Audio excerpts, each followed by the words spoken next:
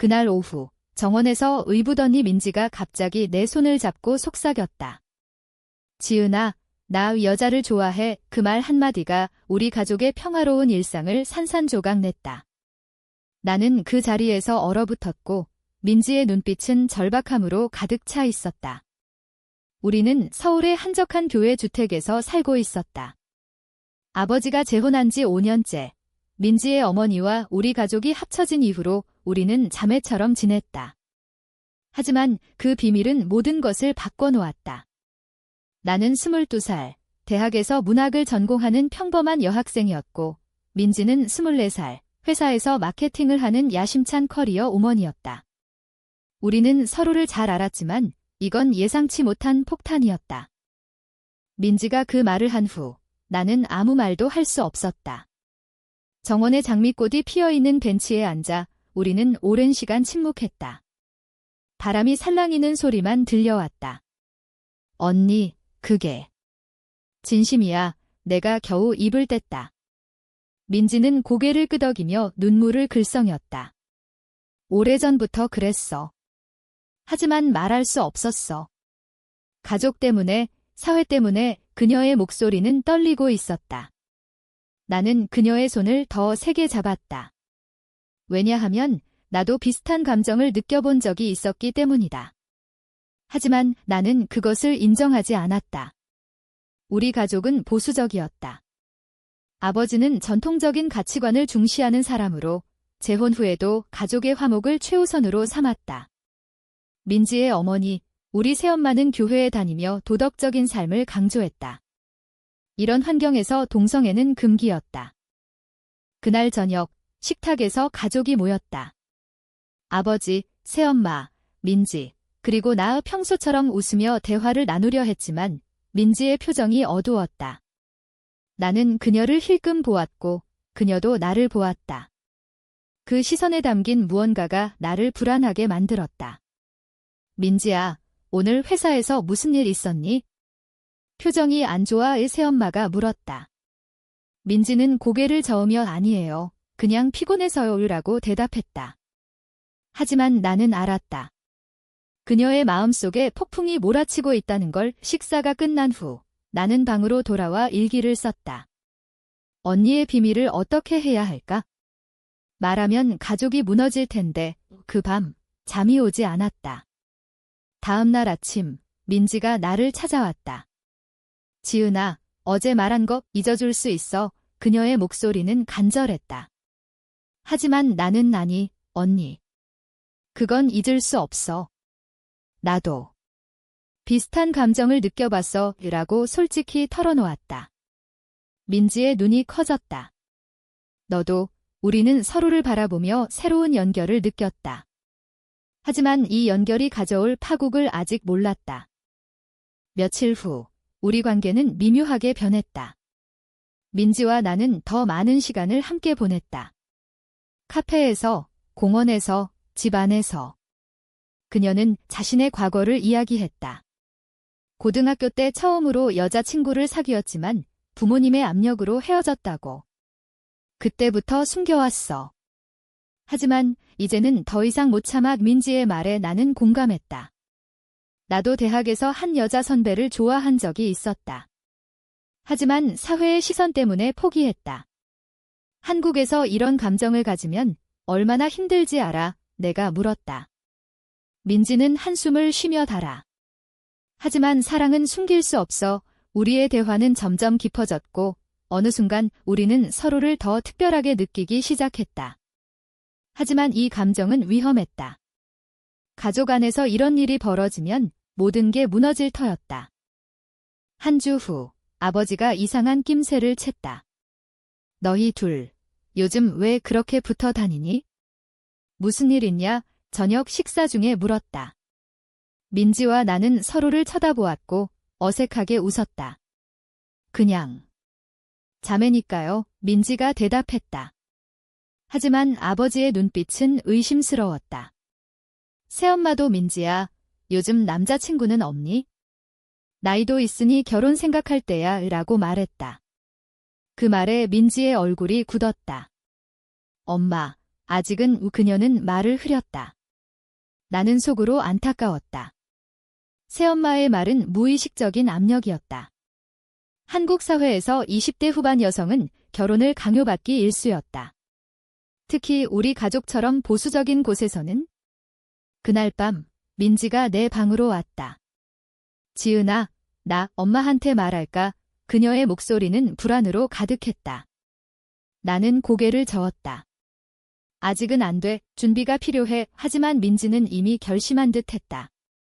더 이상 숨기고 싶지 않아. 그녀의 결정이 우리를 어떤 나락으로 이끌지 그때는 알 수 없었다. 민지의 결심은 빠르게 실행이 됐다. 다음 날 그녀는 새엄마를 불러 앉혔다. 엄마, 할 말 있어. 거실 소파에서 새엄마의 표정이 진지해졌다. 나는 부엌에서 몰래 듣고 있었다. 무슨 일이니? 새엄마가 물었다. 민지는 깊이 숨을 들이마시고 말했다. 엄마, 나 남자가 아니라 여자를 좋아해. 그 순간 공기가 얼어붙었다. 새엄마의 눈이 커지며 뭐라고? 그게 무슨 소리야? 라고 소리쳤다. 민지는 눈물을 흘리며 진심이야. 오래전부터 그랬어. 새엄마는 자리에서 벌떡 일어났다. 그런 말 하지 마. 내가 왜 그래? 교회에서 배운 대로 살면 돼. 그녀의 목소리는 분노와 절망으로 떨렸다. 나는 그 광경을 보며 가슴이 찢어지는 듯 했다. 새엄마는 민지를 끌어안으려 했지만 민지는 물러섰다. 엄마, 이해해줘. 하지만 새엄마는 이건 병이야. 치료받아야 해. 라고 외쳤다. 그 말에 민지의 얼굴이 창백해졌다. 그 소란으로 아버지가 달려왔다. 무슨 일이야? 그는 혼란스러워 보였다. 새엄마가 울면서 설명했다. 민지가 동성애자래요. 아버지의 표정이 굳었다. 그는 민지를 노려보며 그게 사실이냐? 라고 물었다. 민지는 고개를 끄덕였다. 네, 아버지는 한숨을 쉬며 지집에서 그런 건 용납 못해. 내가 왜 그래? 가족의 명예를 생각해. 그의 말은 칼처럼 날카로웠다. 민지는 가족 때문에 숨겨왔어요. 하지만 이제는 라고 반박했지만 아버지는 듣지 않았다. 당장 그 생각 버려. 아니면 집 나가. 그 말에 모두가 충격받았다. 나는 더 이상 참을 수 없어 뛰어들었다. 아빠, 언니를 이해해주세요. 하지만 아버지는 나를 노려보며 너도 알았냐? 왜 말 안 했어? 라고 소리쳤다. 가족의 균열이 시작됐다. 그 후 며칠 동안 집안 분위기는 냉전이었다. 새엄마는 교회에 더 자주 나가며 기도를 했고 아버지는 민지와 대화를 피했다. 민지는 회사에 집중하려 했지만 집에 돌아올 때마다 고통스러워했다. 나는 그녀를 위로했다. 언니, 내가 곁에 있어. 우리의 관계는 더 가까워졌다. 밤에 우리는 방에서 속삭이며 이야기를 나눴다. 지은아, 나 때문에 가족이 깨질까 봐 무서워. 민지가 말했다. 나는 잔이야. 시간이 지나면 이해할 거야. 라고 대답했지만 속으로는 불안했다. 사회의 정형화된 시선이 우리를 압박했다. 한국에서 동성애는 여전히 논쟁의 대상이었다. 법적으로는 인정되지만 사회적 편견은 강했다. 특히 가족 안에서. 한편 민지의 과거가 드러나기 시작했다. 그녀의 옛 여자친구 수연이 연락을 해왔다. 민지야, 요즘 어때? 수연은 대학 동기였다. 민지는 나에게 그 사실을 털어놓았다. 수연이랑 헤어진 지 3년 됐어. 하지만 아직 마음이 남아. 나는 질투를 느꼈지만 억눌렀다. 언니, 그 사람 만나. 민지는 고개를 저었다. 아니, 이제는 너밖에 없어. 그 말에 내 심장이 뛰었다. 우리의 감정은 단순한 자매애를 넘어섰다. 하지만 이건 금기였다. 의붓자매 사이의 사랑. 사회가 용납할 리 없었다. 그날 우리는 공원에서 산책하며 손을 잡았다. 지은아, 나랑 함께 할래? 민지의 물음에 나는 긍이라고 대답했다. 하지만 이 선택의 대가가 클 줄은 몰랐다. 며칠 후 새엄마가 민지의 방을 뒤지다 수연과의 옛 편지를 발견했다. 이게 뭐야? 그녀는 화가 나서 아버지에게 보여줬다. 아버지는 민지를 불러 이런 관계를 유지했단 말이야? 당장 끊어, 라고 명령했다. 민지는 이미 끝난 일이에요, 라고 반박했지만 아버지는 내가 변하지 않으면 집에서 나가, 라고 얼터메이텀을 줬다. 민지는 눈물을 흘리며 방으로 돌아왔다. 나는 그녀를 안아주었다. 언니, 나랑 같이 나갈까? 하지만 민지는 아니, 너는 여기 있어. 가족을 지켜, 라고 말했다. 그녀의 희생이 나를 아프게 했다. 이 갈등은 우리의 내면을 파헤쳤다. 민지는 자신의 정체성을 위해 가족을 포기할 각오를 했고, 나는 사랑과 가족 사이에서 갈등했다. 가족의 위기가 고조됐다. 아버지가 민지를 설득하려 교회 상담사를 불렀다. 민지야, 이건 선택의 문제야. 치료받으면 나아질 거야.의 상담사는 민지를 보며 말했다. 민지는 화가 나서 이건 병이 아니에요. 제 본능이에요. 라고 외쳤다. 상담사는 사회가 용납하지 않아. 가족을 생각해보라고 조언했다. 하지만 민지는 듣지 않았다. 저는 제 삶을 살겠어요. 그녀의 단호함에 새엄마는 울음을 터뜨렸다. 민지야, 엄마가 잘못 키웠나 봐. 그 광경을 보며 나는 가슴이 아팠다. 아버지는 나를 불러 지은아, 내 언니를 설득해. 내가 말 들을 거야, 라고 부탁했다. 하지만 나는 자빠, 언니를 이해해주세요. 강제로 바꿀 수 없어요, 라고 말했다. 아버지의 눈빛이 실망으로 물들었다. 너까지 왜 그래? 그 후, 민지와 나는 더 은밀하게 만났다. 집 밖에서. 카페에서 그녀는 지은아, 나 때문에 내가 고통받는 거 싫어라고 말했다. 나는 잔이야, 언니. 나도 같은 감정이야. 우리의 고백은 서로를 더 결속시켰다. 하지만 사회의 압력이 느껴졌다. 민지의 회사 동료가 그녀의 성향을 의심하기 시작했다. 민지 씨, 남자친구 없어요. 소개팅 할까요? 동료들의 말에 민지는 어색하게 웃었다. 한국 직장 문화에서 개인사는 공유되기 마련이었다. 그녀는 스트레스를 받았고 나에게 털어놓았다. 일까지 영향을 미칠까 봐 무서워. 나는 언니, 포기하지 마, 라고 격려했다. 하지만 내 안에서도 갈등이 커졌다. 대학 친구들이 지은아, 너 요즘 이상해. 무슨 일 있니? 라고 물었다. 나는 숨겼다. 갑자기 수연이 다시 나타났다. 그녀가 민지에게 메시지를 보냈다. 만나자. 아직 너 사랑해. 민지는 나에게 보여주며 어떻게 할까? 라고 물었다. 나는 질투가 치밀었지만 언니 마음대로 해두라고 말했다. 하지만 속으로는 불안했다. 민지가 수연을 만나러 간 날, 나는 집에서 기다렸다. 그녀가 돌아와 수연이랑 과거를 청산했어. 이제 너만 봐, 라고 말했을 때 안도했다. 하지만 이 사건이 새엄마에게 알려졌다. 새엄마가 민지의 핸드폰을 몰래 봤던 것이다. 또 여자야. 내가 왜 그래? 새엄마는 소리쳤다. 민지는 엄마, 제발 그만해, 라고 반발했다. 싸움은 격렬해졌고 아버지가 개입했다. 민지, 내가 가족을 파괴하고 있어. 그의 말에 민지는 아빠, 저도 가족이에요, 라고 울부짖었다. 나는 더 이상 참을 수 없어 가족 회의를 제안했다.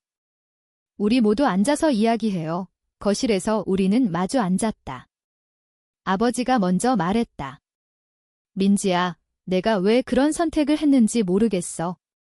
우리 가족은 정상적이야. 민지는 정상. 그게 뭔데요? 사랑은 정상과 비정상을 가리지 않아요. 새엄마는 교회에서 그런 건 죄야, 라고 말했다. 나는 엄마, 시대가 변했어요. 이해해주세요, 라고 중재했다.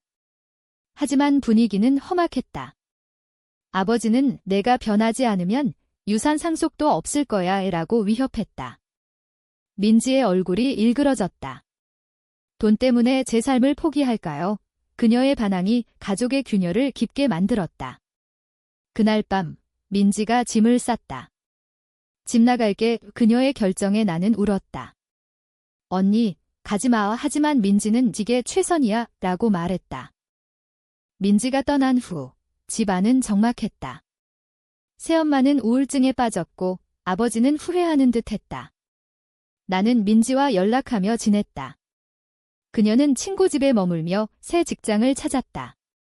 지은아, 자유로워. 그녀의 말에 나는 부러웠다. 하지만 가족의 빈자리가 컸다. 사회의 시선도 느껴졌다. 이웃들이 수근거렸다. 그 집딸이 이상하다던데 그런 소문이 퍼졌다. 나는 대학에서 동아리 활동을 하며 LGBT 커뮤니티를 알게 됐다. 그곳에서 비슷한 이야기를 들었다. 많은 사람들이 가족과 사회의 압력으로 고통받고 있었다. 이 경험은 나를 변화시켰다. 민지가 떠난 지 한 달 후 그녀가 사고를 당했다. 스트레스로 인한 과로로 운전 중 졸음운전을 하다 가벼운 접촉사고였다. 병원에서 나는 그녀를 만났다. 언니, 왜 이렇게 무리해? 민지는 미소 지으며 괜찮아. 이제 나 혼자서 살아야 하니까. 하지만 그녀의 눈에는 피로가 가득했다. 새엄마와 아버지가 병원에 왔다. 민지야의 새엄마가 울며 안아줬다. 아버지는 조용히 서 있었다. 이 사건이 가족을 다시 모았다. 퇴원 후 아버지가 민지를 불렀다. 집으로 돌아와. 하지만 내 생활은 바꿔. 민지는 아빠, 그럴 수 없어요 라고 거절했다. 하지만 새엄마의 간곡한 부탁에 잠시 머물기로 했다. 집으로 돌아온 민지는 나와 더 많은 시간을 보냈다.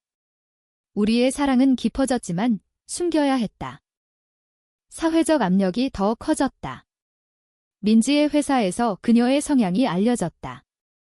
동료의 실수로. 민지 씨, 그 소문 사실이야? 상사가 물었다.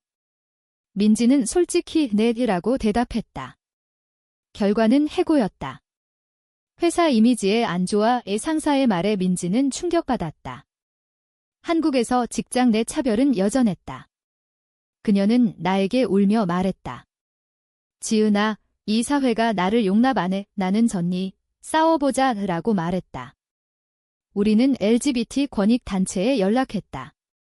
변호사를 만나 상담을 받았다. 차별 소송을 할 수 있어요. 변호사의 말에 희망이 생겼다. 하지만 이 과정에서 가족이 알게 됐다. 아버지는 소송. 가족 망신이야 라고 화냈다. 새엄마는 민지야, 그만해. 조용히 살아라고 말했다. 민지는 엄마, 조용히 사는 게 삶인가요?